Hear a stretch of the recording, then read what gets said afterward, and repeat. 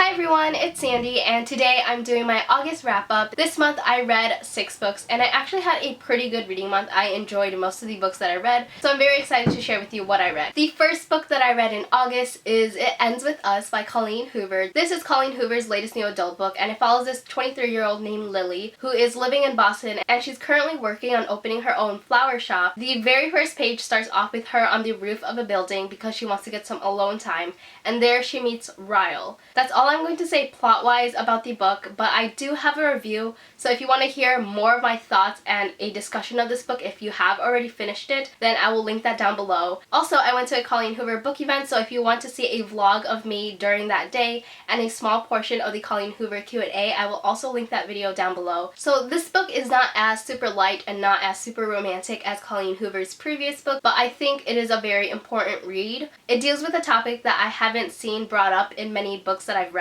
So what I like about this book is that it gave me a better understanding. It allowed me to gain a little bit of a perspective of the topic that it deals with. I really admire the main character, Lily. She just felt really authentic. I don't want to talk much about this book because I really can't say much without giving away any spoilers. So if you haven't read this book yet, I recommend that you check it out, and I ended up rating it a 4.25 out of 5 stars. The next book that I read is The Beauty of Darkness by Mary E. Pearson. This is the third and final book in the Remnant Chronicles. And before I start talking about my thoughts, I do have another book signing vlog with this author. So if you want to hear more about these books and how Mary E. Pearson writes, then I will also link that video down below. So for my thoughts, I really love this book. It is my favorite in the trilogy, and I feel like that's kind of an unpopular opinion because I feel like a lot of people loved the second book a lot more than the third, but I personally really love the third book more than the rest of the books. I personally think each book gets better and better. Even though I did have minor problems with this book, I still loved it overall, and I think it was a fantastic conclusion to the series. While reading this book, I just started thinking to myself, wow,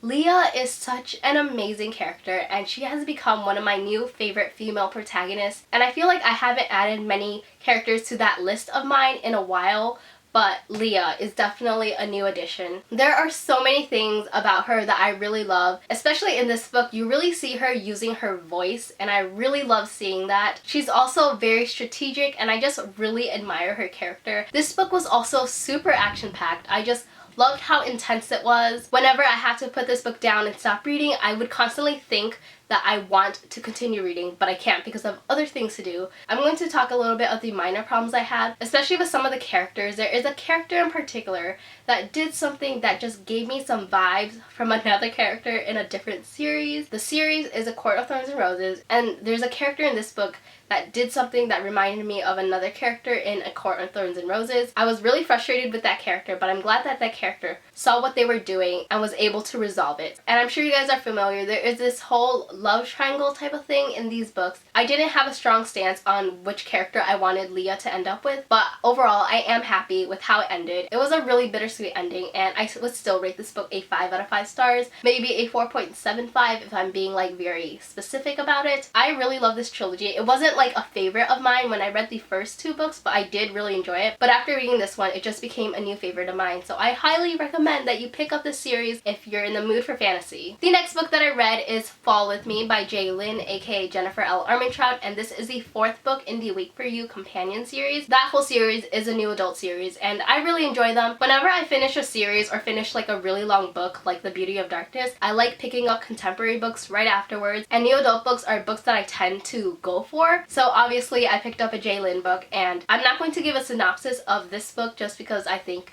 you should go into it blind. Plus, it is the 4th book in the companion series, and I just don't really want to give away anything. This book is my least favorite in the companion series so far. I thought it was okay. So since this is a companion series, you follow a character that you've already been introduced to in the previous books, and with the main girl character in this book, when I read about her in the previous book, I thought she was a really cool character, but reading this book, I was just really frustrated by her. I thought the guy character was fine. I didn't have any problems with him, but I just didn't really like the girl character as much as I thought I would. I was just mainly frustrated with the decisions that she made in this book. One of my bookish pet peeves is when 2 characters obviously have feelings for each other, and one of the characters pushes the other character away because he or she wants to protect the other character for some sort of reason. And I just really dislike that. This happens a lot in romance books, and it happened in this one, and I was just like, no, stop. I hate it so much. That's like the main reason why I didn't enjoy this book as much. And there was a lot of miscommunication. If all the miscommunication in this book just disappeared, there wouldn't be a book. Seeing miscommunication in a book is just really frustrating. There is a little bit of a mystery aspect in this book, and I did enjoy that part. But it was very, very obvious who was involved. But it was still very creepy and intriguing to read about. And as always, I really love seeing characters from the previous books. Seeing them all hang out is just so fun. Overall, I would give this book a 3 out of 5 stars, and I will definitely be continuing the series because I can't get enough of Jennifer L. Armentrout's writing. The next book that I picked up is The Hero of Ages by Brandon Sanderson. This is the third book in the Mistborn trilogy, and I'm so glad that I finished that whole trilogy before school started, because I knew that once school started, I would not be in the mood to read this book. I thought this was a really great finale. It had its twists and turns that I didn't see coming. It had fantastic fighting scenes, and it had a really bittersweet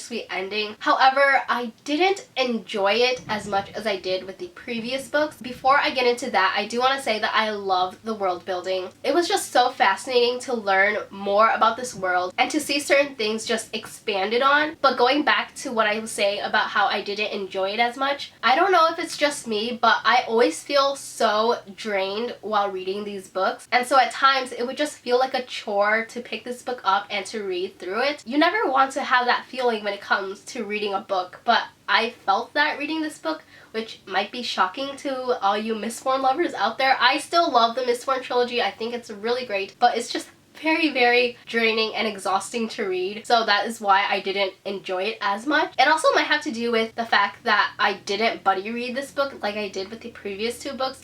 I probably should have, but I know that if I didn't read this book in the summer, I probably won't be able to get to it for another 6 months. Overall, I would give this book a 4 out of 5 stars. So again, after reading The Hero of Ages, I was just very drained and I wanted something light and fun. So I picked up another Jennifer L. Armentrout, and this time I picked up Torn, which is the second book in the Wicked trilogy, I believe. This is a new adult supernatural series. I'm not sure about the supernatural. I'm terrible at genres, but basically it follows this girl named Ivy who is like 22 years old, and she is a part of the Order, and the Order is an organization that hunts and kills fae. I haven't read that many books that solely has to do with fae. There are books like The Mortal Instruments that have fae in them. I haven't read many that has to do with just about fae, and the only one that I can think of at this moment is A Court of Thorns and Roses. So if you're looking for a series that has to do with fae, I do recommend this one. It's just a really fun and light read. I thought Torn was a really great sequel. There's this character in this series named Tink, and I love his character so much. He's a new favorite side character of mine. I just love him so much. He's so sassy.